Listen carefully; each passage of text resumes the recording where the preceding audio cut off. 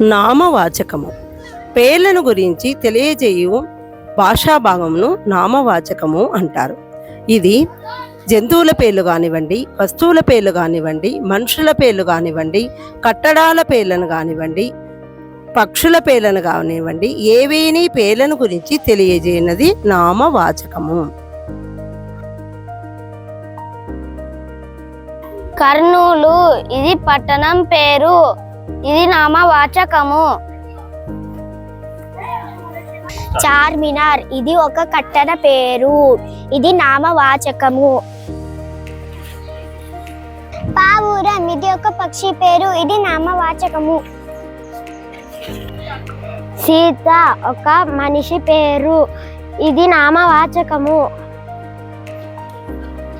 కుక్క ఒక జంతువు పేరు, ఇది నామవాచకము.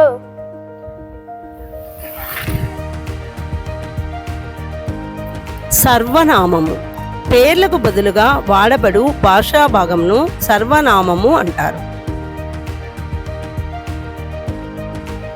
అది సర్వనామము. వారు వారు అనేది సర్వనామము. ఇది ఇది అంటే ఒక సర్వనామము. ఆమె అది ఒక సర్వనామము. అవి సర్వనామము. వీరు అనేది సర్వనామము.